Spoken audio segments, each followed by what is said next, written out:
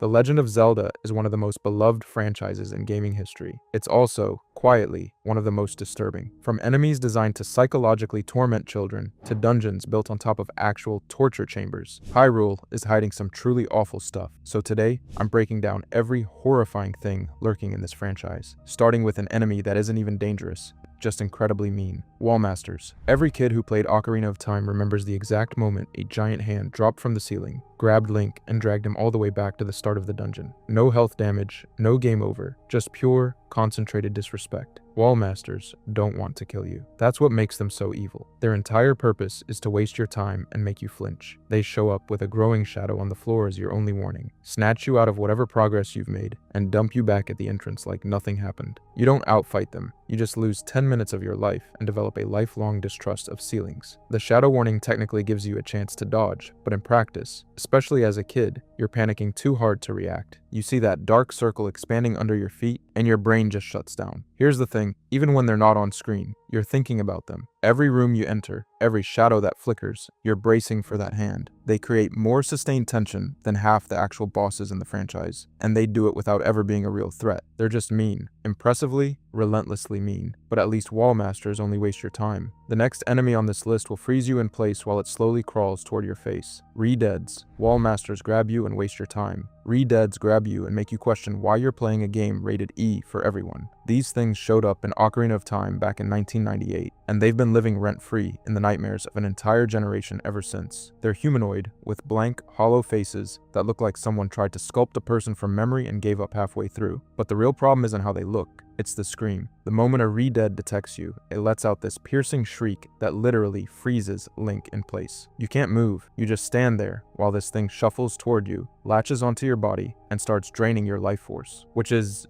not ideal. Here's where it gets genuinely unsettling. That scream was designed to be as uncomfortable as possible. Nintendo's sound team crafted it to hit that primal, something is very wrong frequency. They listened to a bunch of options and said, yeah, that one makes me feel the worst. Ship it. But the sound design is just the entry point. Supplementary material describes Re-Deads as the reanimated shells of people who died in the region. These things used to be Hylians. They were people, and now they're shambling husks that scream at you and latch onto your body. That transforms the entire encounter from a jump scare into body horror with existential dread layered on top. These were somebody's neighbors, and Nintendo created screaming zombies made from dead civilians and then just moved on, like that was a normal thing to put in a children's game. But if you think undead civilians are bad, wait until you see what's living at the bottom of Kakariko Village's well. The bottom of the well. Most Zelda dungeons want to challenge you. The bottom of the well wants to make you feel wrong. Tucked beneath Kakariko Village in Ocarina of Time, this place is technically a mini-dungeon, a sprawling underground labyrinth full of fake walls, invisible floors, and passages designed to disorient you completely. You've got hands reaching out of the ground to grab you, Re-Deads standing motionless in the dark waiting to scream directly into your soul, and at the very bottom, Dead Hand, a pale, bloated creature with long arms sprouting from the ground that grab you and hold you still while it shuffles over and bites down, which is, not ideal. But here's the thing, the bottom of the well doesn't just look disturbing. Some players believe it actually sounds disturbing on a biological level. Fan audio analysis of the dungeon's ambient track identified low frequency patterns uncomfortably close to the infrasound range, frequencies sometimes associated with subconscious unease in human listeners. Now, this comes from community analysis, not official Nintendo documentation. But whether it was intentional or a happy accident, the result is the same. The dungeon makes your brain itch, and you can't figure out why. In-game lore hints the well was once connected to a man who could see the truth, and the whole area is steeped in death imagery. The layout doesn't follow any logical architecture. Rooms connect in ways that shouldn't be physically possible, with illusory walls and hidden pits everywhere, leading fans to debate whether this is a single location or multiple overlapping spaces bleeding into each other. It's less a dungeon and more a wound in the ground. The whole thing was essentially a tone experiment, a testing ground for how dark Nintendo could push Zelda within a single game. The answer, apparently, was dark enough to traumatize an entire generation of children. But if the bottom of the well was the test run, wait until you see what they built when they went full scale. The Shadow Temple. So the bottom of the well is horrifying, sure, but it's basically a basement. The Shadow Temple is what happens when you take that same energy and give it an entire architectural budget. This dungeon sits directly beneath the Kakariko Village graveyard, and it is not subtle about what it is. You walk in and immediately find corpses hanging from ceilings, guillotines mounted on walls, spiked crushing mechanisms, and skeleton motifs built into the actual structure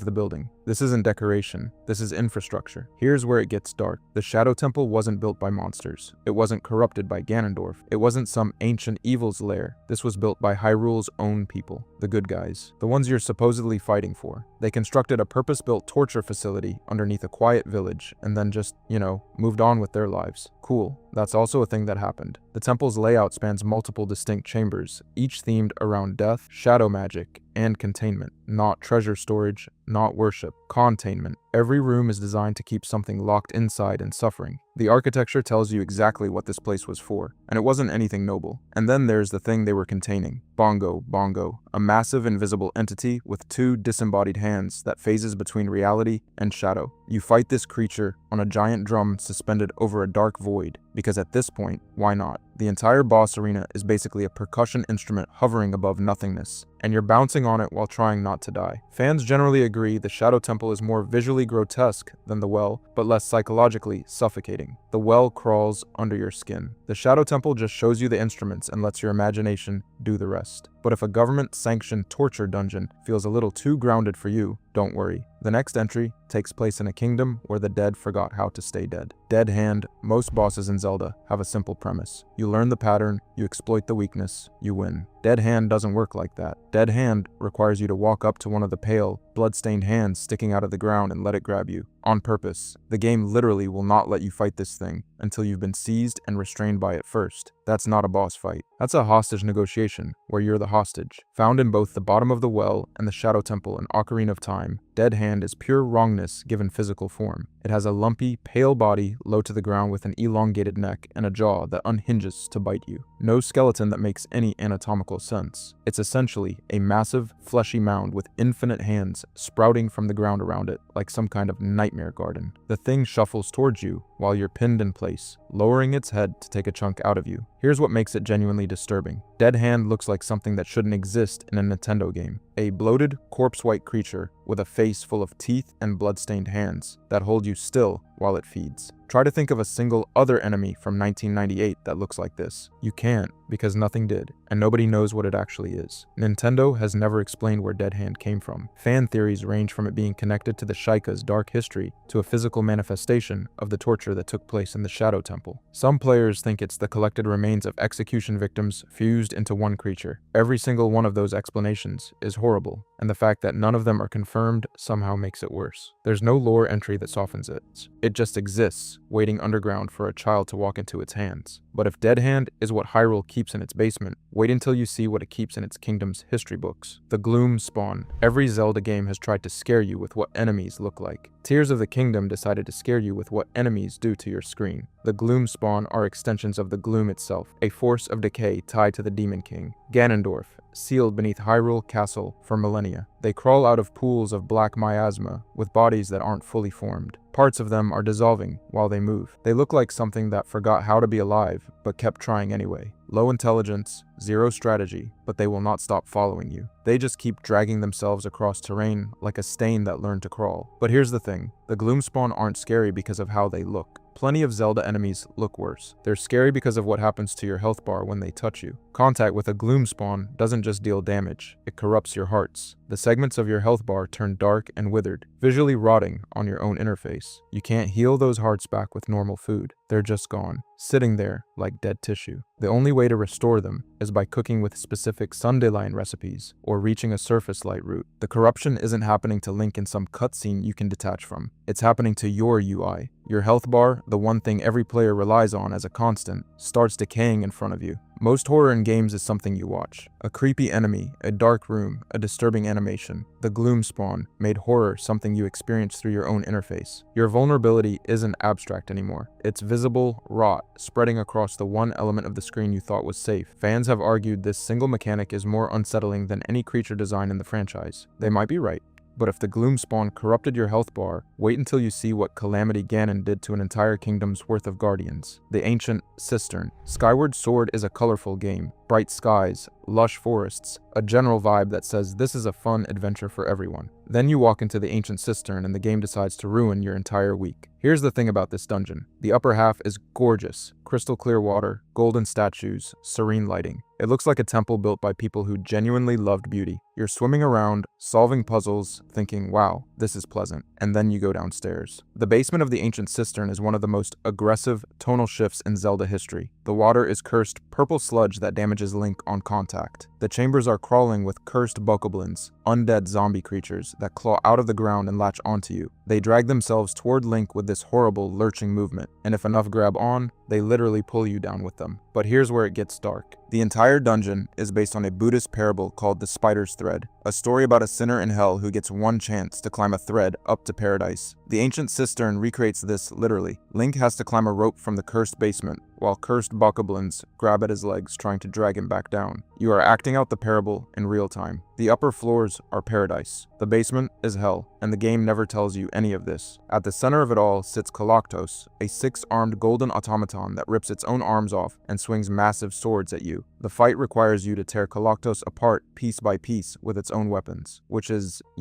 not great for anyone involved. The real genius is that contrast. Nintendo designed the upper half to be deliberately beautiful so the basement would hit harder. Most horror dungeons in Zelda announce themselves immediately. The ancient cistern smiles at you first, which honestly might be worse. But if the cistern made you uncomfortable by hiding its horror beneath beauty, wait until you meet the things that don't bother hiding at all. Silent Realm Guardians. Every single entry on this list has one thing in common. Link can fight it. He has a sword, he has a shield, he has bombs and arrows. The fundamental contract of a Zelda game is simple. Something scary shows up, you kill it. The Silent Realm Guardians don't care about your contract. In Skyward Sword, Link is periodically forced into the Silent Realms, nightmare versions of locations you've already explored. The colors are washed out, everything bathed in eerie blue-white glow. The music drops to almost nothing, and patrolling this void are the Guardians, massive figures wielding huge weapons, standing completely still until you trigger them. When they wake up, they come for you fast. Here's where it gets complicated. You cannot fight them. Your sword is gone. Your items are gone. You collect sacred tears with nothing but your wits and your legs. And running isn't even reliable, because these things are faster than you. They chase you relentlessly, and if you lose the protective light from collecting a tear or stepping into a safe circle, every guardian on the map activates at once. A single touch is instant death, not gradual, not a health drain. One hit, and you're sent right back to the start of the trial. Zero combat options, zero moments where the tension lets up. Players overwhelmingly cite these sections as the scariest part of Skyward Sword. Some call it cheap design, arguing that removing combat from a combat game isn't horror, it's just frustration. Others argue that's exactly the point. The powerlessness is the horror. You've spent the entire game building Link into a capable fighter, and then the game strips all of it away and says none of that matters here. Both sides have a point, but the number of people who report genuine anxiety during these sections, not frustration, actual physical tension, suggests Nintendo knew exactly what they were doing. But if the Silent Realms proved that Zelda could do psychological horror, the next entry proved it could do something even worse, make you watch your own body fall apart in real time. Blight Ganon. Everything we've talked about so far has at least tried to look like something. Dead Hand was a hand. Re-Deads were people. The Gloom Spawn were dissolving creatures. The Blight Ganons gave up on all of that. They're not monsters. They're not demons. They're barely even bodies. They're what happens when conscious evil decides it needs to corrupt everything from the inside out, and just becomes raw, malevolent machinery fused with organic horror. In Breath of the Wild, the 4 Blight Ganons are manifestations Calamity Ganon created to corrupt the divine beasts and kill their champions. Each one is a towering mass of Sheikah technology twisted beyond recognition, ancient guardian parts fused with malice into something that moves like it's held together by hatred alone. Limbs shift between mechanical weapons. Glowing weak points pulse like exposed organs across their frames. Their sound design is a grinding, distorted mess of metallic shrieks and low reverberations layered on top of each other, which is, not ideal. But here's what makes the Blight Ganons different from every other horror in this franchise. Dead Hand was a body part without a body. The Blight Ganons are extensions of a mind without a true body. They're not independent creatures with their own consciousness. They are Ganon's will rendered as corrupted war machines. All purpose and malice and no self. The franchise spent decades building toward this, and the Blight Ganons are the logical endpoint. Pure body horror meets technological corruption with nothing left to strip away. And the kicker, even after you defeat all 4 of them inside the divine beasts, they show up again inside Hyrule Castle, during the final assault. You have to fight them all a second time before reaching Calamity Ganon itself. They just keep coming back, because Ganon's corruption doesn't stay dead. It persists, it regenerates, it tries again. Fans have described the Blight Ganons as not even evil in any traditional sense, just corruption and control wearing shapes that barely qualify as alive. They're the moment Zelda stopped pretending its villains needed faces. But if faceless instruments of pure malice are disturbing, wait until you meet the character who has a face, keeps it frozen in a permanent smile, and somehow manages to be even more unsettling. Icona Canyon. Everything else on this list is scary because of what it looks like. Icona Canyon is scary because of what it means. This region in Majora's Mask isn't just haunted, it's stuck. The entire canyon is a land of the dead, a kingdom that fell to ruin long before Link ever arrives. While the rest of Termina deals with a moon falling out of the sky in 72 hours, Icona's residents have been trapped in their own slow decay for centuries, an ancient kingdom destroyed by war and dark magic, where the dead never moved on, and the living barely hang on. And some of them know. That's the part that breaks your brain. The dialogue from Icona's inhabitants doesn't read like normal NPC chatter. They talk in circles. They reference grudges from a war nobody alive remembers. They exhibit the kind of flat, hollow resignation you'd expect from someone who died angry, forgot what they were angry about 300 years ago, but kept going anyway. The canyon houses multiple undead encounters, each one representing a different face of death. The Garo ninjas, the skeletal stall children, King Aigos du Icona, and his lackeys. Death isn't just present in Icona, it's the entire local economy. But here's the detail that genuinely unsettles me: the music. Icona Canyon's theme is built around this hollow, mournful atmosphere that feels like it's grieving for something specific. Sparse instrumentation, an almost ceremonial quality, like a funeral procession that never ends. Even the soundtrack sounds like it died and kept playing out of habit. The fan community has debated one question for over 2 decades. What exactly cursed Icona? The game points to the war between the Icona Kingdom and the Garo, and to the Stone Tower's connection to dark forces, but it never fully explains why the dead can't rest. The kingdom didn't just fall, it rotted. Something poisoned this place at its core, and the wound never closed. I don't know what's more disturbing, the curse itself or the fact that everyone in it has simply stopped trying to break it. But if existential dread trapped in a canyon sounds bad, wait until you see what happens when Nintendo puts it inside a temple specifically designed for torture. The Happy Mask Salesman. Everything else on this list follows the rules. Monsters have health bars, curses have origins, dungeons have lore entries. Even the most disturbing things in Hyrule exist within a framework you can understand. The Happy Mask Salesman does not. He shows up in Ocarina of Time running a mask trading side quest. Normal enough, except his face doesn't move right. His expression snaps between states with zero transition. This fixed grin that shifts instantly to rage and back again, like someone flipping a light switch. His animations feel disconnected from every other character in the game. Other NPCs emote with a consistent visual language. He doesn't. In Majora's Mask, he graduates from unsettling quest giver to thing that should not exist. The entire game revolves around a 72-hour time loop. Every character in Termina is bound by it. They reset, they forget, they live the same doomed 3 days over and over. The Happy Mask Salesman exists inside the clock tower, separate from all of it. He's just there, waiting, with impossible awareness of the situation. He knows Majora's Mask is dangerous. He knows what the Skull Kid has done. He speaks in cryptic, rehearsed phrases like he's operating on information nobody in Termina should have. Here's where it gets genuinely unsettling. He exists outside the rules. Not, he's powerful enough to resist the rules. He simply isn't subject to them. There's no explanation for why. No lore entry. No backstory. No developer interview where someone at Nintendo says, oh yeah, he's actually this. Decades of fan theories have tried to fill the gap. He's a deity in disguise. He's an extra-dimensional entity. Every theory is equally plausible because there is zero canonical evidence for any of them. And that's the point. The absence of answers isn't a failure of world building. It is the horror. He's the one entry on this list that feels aware he's in a video game. Every other horror in Hyrule is scary because of what it does to you. The Happy Mask Salesman is scary because he shouldn't be there at all, and he knows it, and he's smiling. But if one unblinking shopkeeper can break reality, wait until you see what happens when the entire sky decides to kill you. The moon every other entry on this list is something you stumble into, a dungeon you descend into, a creature that grabs you, a temple you chose to enter. The moon is none of those things. The moon is just there, in the sky, staring at you, getting closer. In Majora's Mask, the apocalypse isn't a twist, it's the premise. The moon is falling toward Termina, and it will hit in exactly 3 days, and when it does, everything dies. Not metaphorically, not dramatically, just done. extinction. And the thing has a face. A massive, grotesque, furious human face carved into rock, staring down at you with an expression that sits somewhere between rage and anguish, which is, not ideal. But here's the thing, you can't fight the moon. You can't damage it. You can't negotiate with it. It doesn't care about your sword, or your mass, or your side quests. It just falls. And as it gets closer, the ground shakes. Earthquakes rumble through Clocktown on the final day, getting worse as the hours tick down. The townspeople feel it too. Some of them deny what's happening. Some accept it. Some completely break. The postman can't bring himself to flee because nobody gave him an order to evacuate. Anju waits in the inn for a fiancé who might never come. The soldiers try to keep order while clearly terrified themselves. Crimea hugs her little sister on the final night because she knows what's coming, and Romani doesn't. And then you reset the clock. You play the Song of Time, and the moon goes back up, and everyone you just watched prepare to die is back at square one. The soldiers are stoic again. Anju is waiting again. Crimea hasn't held her sister yet. They don't remember. You do. That's the real horror. Not the face, not the impact. The fact that you, the player, have to live through the end of the world over and over and over again, fully aware that every person in Termina is 3 days from oblivion, and none of them know it except you. You carry that weight across every cycle, every reset, every playthrough. The scariest things in Zelda were never the ones that killed you. They were the ones that made you feel something you couldn't reset. If you enjoyed this video and want to see more, click the video on the screen now.